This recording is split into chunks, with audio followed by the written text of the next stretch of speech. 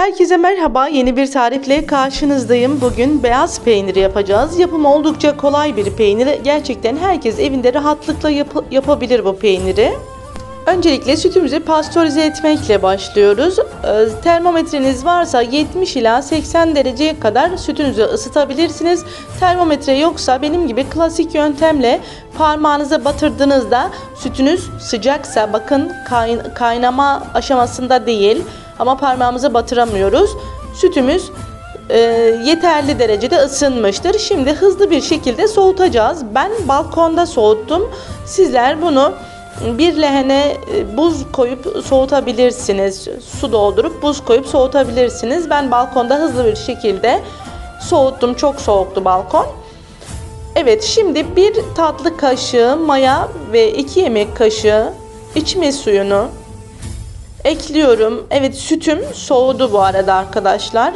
Parmağımı gördüğünüz gibi batırdım ve o sıcaklık yoktu. Rahatlıkla parmağım içinde bekliyordu. Evet, şimdi peynirimizi mayaladık ve 1 saat bekleyeceğiz. 1 saat sonra peynirimiz mayalanacak. Üzerini kapatabilirsiniz, kapatmayabilirsiniz de. Evet, peynirimiz mayalandı gördüğünüz gibi. Daha iyi karıştırabilirdim aslında. Çok iyi karıştırmadığım için çatlaklar olmuş. Evet, bu şekilde peynirimizi suyu akması için kesiyoruz. Bir 5 dakika veya 10 dakika daha bekleyelim. Suyu tamamen aksın. Evet, gördüğünüz gibi suyundan ayrıldı peynirimiz. Şimdi benim bu şekilde peynir şeylerim var, kaplarım var. Ve üzerine tülbent koyuyorum. İnce bir bez. Siz de bu şekilde bir şeyler temin edebilirsiniz. Ve peynirimi koyacağım. Süzgeçle koyuyorum çünkü suyu biraz daha aksın, tam sulu gelmesin diye. Çok fazla sulu olmasın diye. Evet, hepsini koyduk. Kalan peynirleri de süzdüm.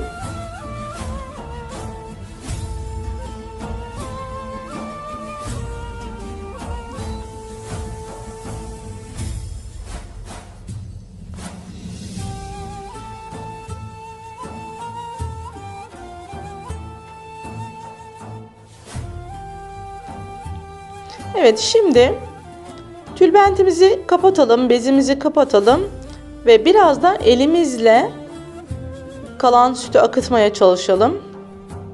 Gördüğünüz gibi bayağı bir akıyor.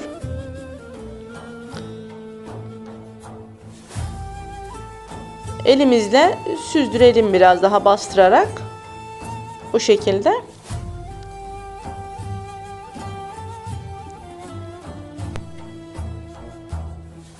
Evet, peynir altı suyumuz bu kadar çıktı. Bunu değerlendirebilirsiniz. İsterseniz lor yapabilirsiniz.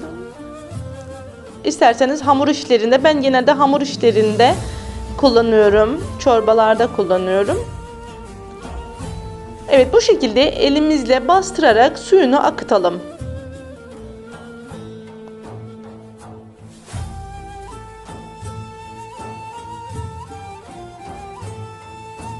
Akıtalım. Bir 5 dakika içinde akıyor zaten. Evet, gördüğünüz gibi peynirimizin ilk suyu aktı.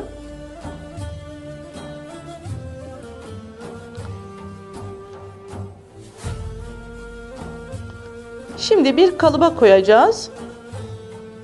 Bu şekilde bir kalıp oluşturdum ben. Siz elinizde ne varsa isterseniz koymayabilirsiniz kalıba.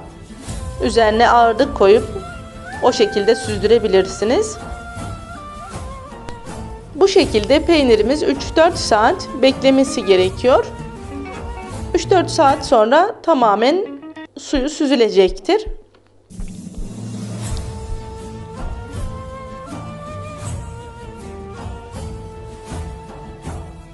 Evet, 1-2 kilo ağırlık yeterli oluyor. Evet, peynirimizin suyu süzüldü. Artık kalıptan çıkarabiliriz.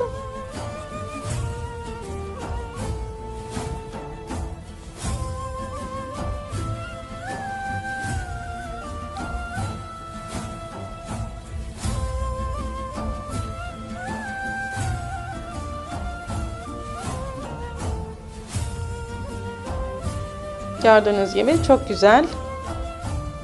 Dokusu, lezzeti muhteşem. Mutlaka yapmanızı tavsiye ediyorum. Özellikle çocuklar çok beğendi. Benim çocuklarım her peyniri yemezler ama bu peyniri çok sevdiler.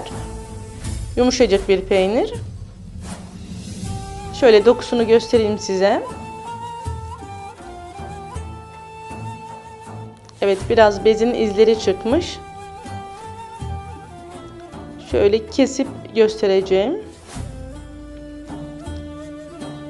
Evet, gördüğünüz gibi çok güzel.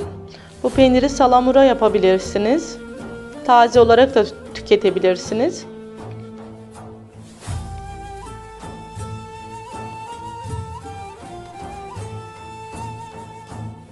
Evet, gördüğünüz gibi arkadaşlar çok güzel bir peynir. Ben peyniri taze tüketeceğim için sadece tuzlayıp saklama kaplarına koydum. Sizler uzun süre bekletmeniz gerekirse salamura yapabilirsiniz.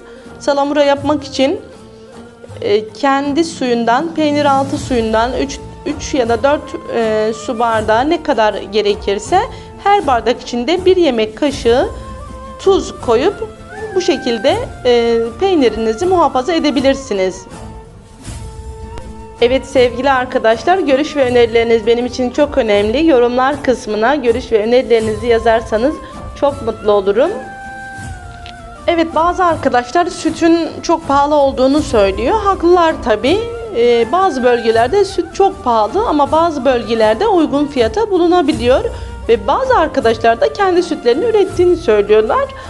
Kendi sütünü üreten veya uygun fiyata bulanlar bu peyniri yapmalarını tavsiye ediyorum gerçekten. Çok güzel bir peynir. Evet, ben bu şekilde çok fazla tuz atmadım zaten arkadaşlar. Damak tadımıza göre çok fazla tuzluyu sevmiyoruz. Siz istediğiniz şekilde atabilirsiniz. Damak tadınıza göre tuzlayabilirsiniz. Dediğim gibi salamura yapacaksanız 1 bardak suya, peynir altı suyuna 1 yemek kaşığı tuz koyup o şekilde salamura yapabilirsiniz.